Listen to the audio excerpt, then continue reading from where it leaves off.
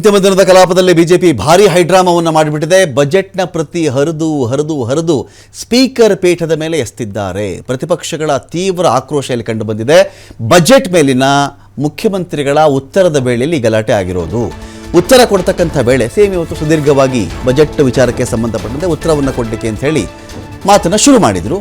ಈ ವಿಚಾರದ ವೇಳೆನೇ ಗದ್ದಲ ಶುರುವಾಗ್ತಾ ಇತ್ತು. ಆಗಾಗ ಒಂದಷ್ಟು ವಾಯ್ಸ್ ರೈಸ್ ಆಗ್ತಾ ಇತ್ತು, ಗದ್ದಲ ಶುರುವಾಗ್ತಾ ಇತ್ತು.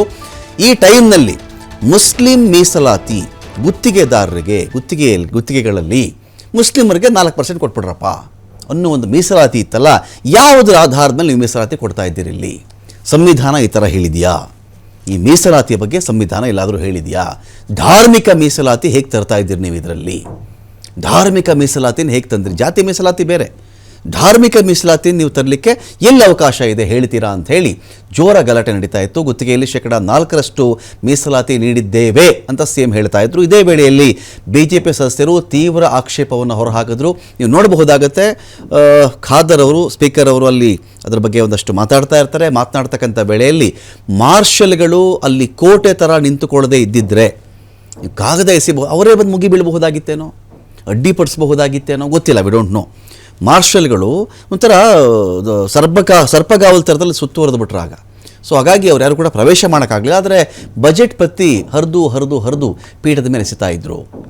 ಸ್ಪೀಕರ್ ಪೀಠದ ಮೇಲೆ ಶಾಸಕ ರಾಮಮೂರ್ತಿ ಹತ್ತು ಬಿಡ್ತಾರೆ ಒಂದು ಕಡೆ, ಪೀಠದ ಮೇಲೆ ಯಾರೆಲ್ಲ ಹತ್ತುತ್ತಾರೋ ಅವರನ್ನು ಎಳೆದು ಹಾಕಿದ್ದು ಮಾರ್ಷಲ್ಸ್.